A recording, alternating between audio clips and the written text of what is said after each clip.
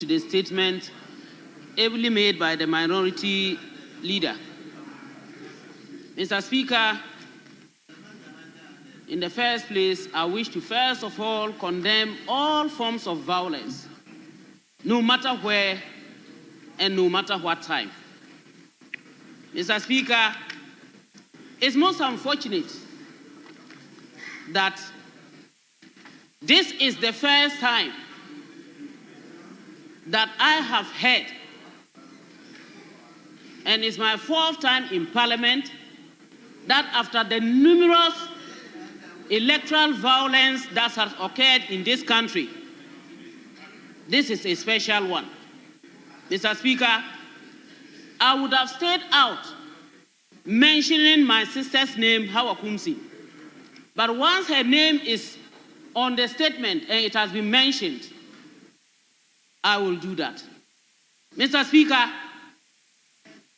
Honorable Hawa Koomson knows it very well that apart from the atrocities that have ever occurred in her own constituency, where lives were lost, she knows it very well that if she went to that election, that very election, and came out without any problem, it will all have been coming from her attitude. And yet, I was shocked when I learned that she used pepper spray. Pepper spray! And I saw it being sprayed. I saw her actually spraying it. Mr. Speaker, on the video, I looked at it more than 5-6 times, and I saw her actually spraying. I was shocked because I observed and listened to people talking and saying that, oh, that's a woman, that is a lady, we shouldn't do that, we shouldn't do this, we are not respecting women. Yes, we are all trying as much as I can to make sure that women are respected everywhere. But you, as a woman, you must first of all respect yourself. You must make sure that you know and live as someone who is ready to support and protect life as a woman. Because if you say because you are a woman, you go spraying pepper, were you going to select the women there so that the pepper doesn't get into their eyes? What about the children? Were you going to select them? What about the officers that we are now talking about? Were you going to select them? Because any pepper spray that is gushed out will not go to select anybody. And yet this is what happened. Unfortunately, it comes from no other person but a woman. Unfortunately. Mr. Speaker, are we saying that this is the first time that we have had such a problem? This is not the first time. I was a victim at Etiwa by election. I was a victim. I ran like it's no one's business back to Accra. So, it's not the first time. I never heard a word being uttered. Mr. Speaker, Techiman South, what did we not see? What lives have we not lost? Lives, we lost lives. We lost life. What investigations have been done? What investigations? Who has been brought to book? What have we done to make sure that at least Ghanaians know that once we are running a democracy, we do not want such atrocities? What have we done? Nothing. Were those people not human beings? Were they not Ghanaians? Were they not voters? Don't they have the right to life? And yet we haven't heard anything up to date. Mr. Speaker, we witnessed even our own colleague, Honorable Sam George of all people. He was beaten he received the worst slap that anybody could have thought of. And up till date, we haven't heard anything about it. Those whose legs were broken, today they have become vegetables of human beings. They are just there. They are just living and waiting for others to give them to feed. We haven't heard anything. No statement. Nobody has said anything. It looked like it was just some flies that fell somewhere. Mr. Speaker, we cannot forget about Ewutu Senya. We can't forget about what happened there. And the shooting was direct. Not that it was a Gokam matter. All these are things that have happened in our presence, in our lives. If we want to condemn and if we want to be seen as doing the rightful thing and ensuring that our democracy thrives, we should make sure that it's not a selective thing. It shouldn't be selective. If we are being selective, it's not fair. Yes, I know, I agree that what happened yesterday and was wrong shouldn't be done today because two wrongs don't make a right. That is true. But it's not when you continue pinching my eye that you tell me that I shouldn't close it.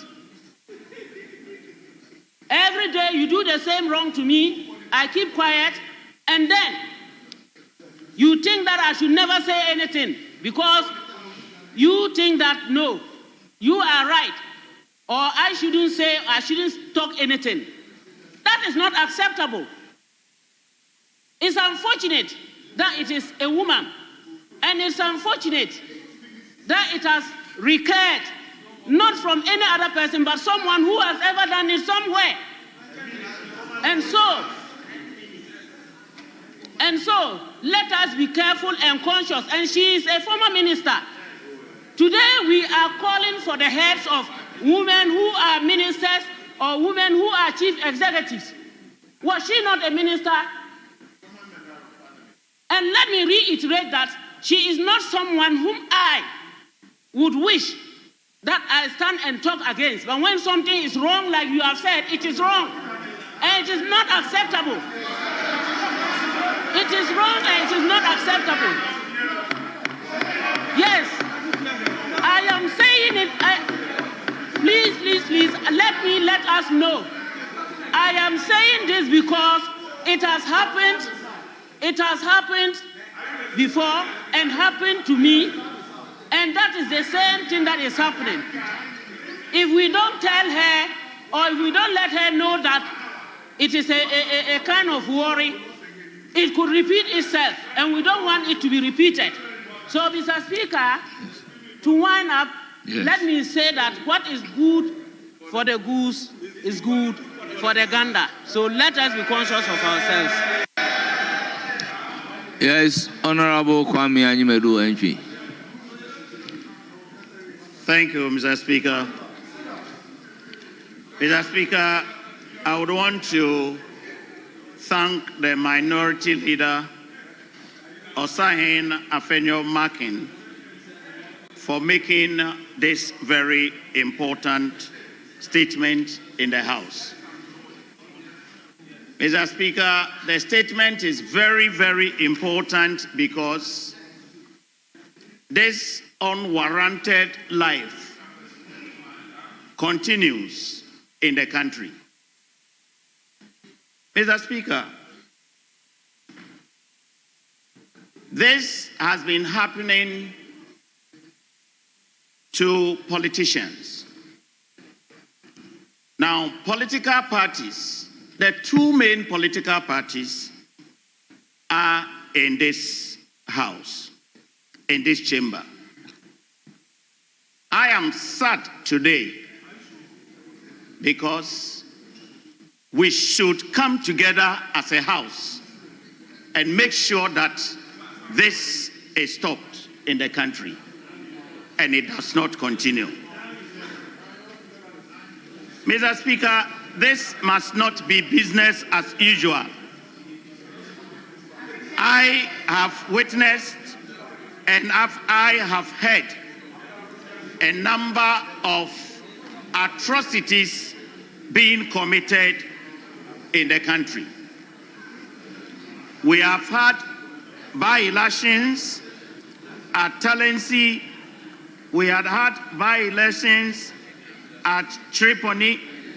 Mr. Speaker, and I was an eyewitness of the by-election that we held at Atiwa, the then Atiwa constituency, on 31st of August 2010. Yes, I also and other places. Mr. Speaker, I can speak to what I have witnessed.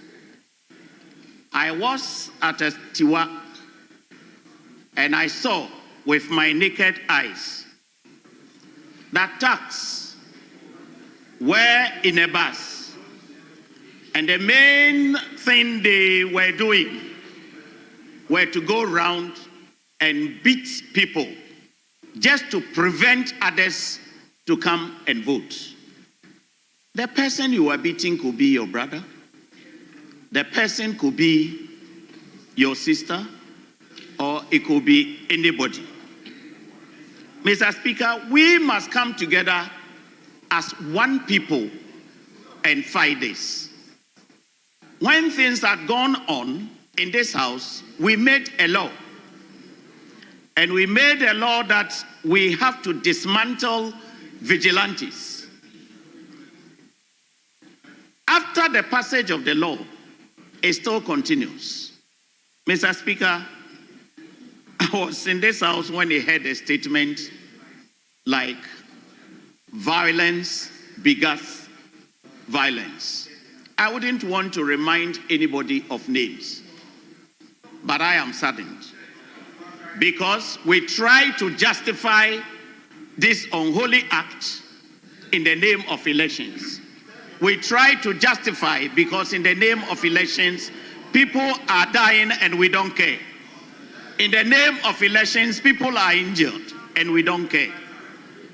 Mr. Speaker, I am glad that the minority leader requests that there must be a full-scale investigation into this. Mr. Speaker, with you,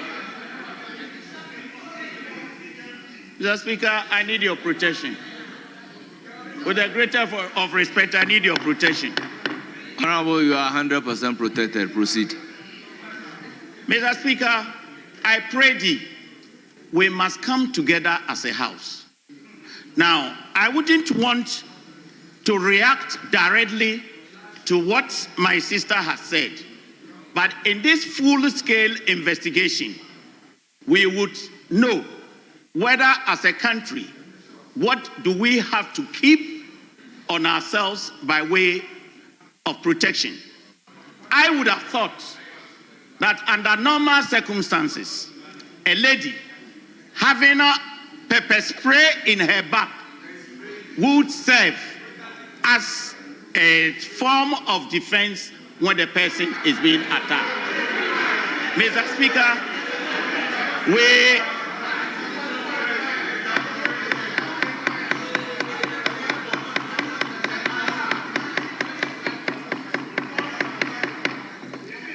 Mr. Speaker, if we do not fight this, it wouldn't end today.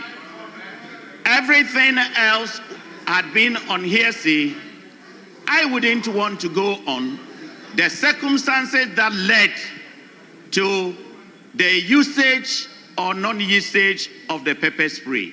And that's why I pray, Mr. Speaker, and I support the maker of the statement that there must be a full-scale investigation into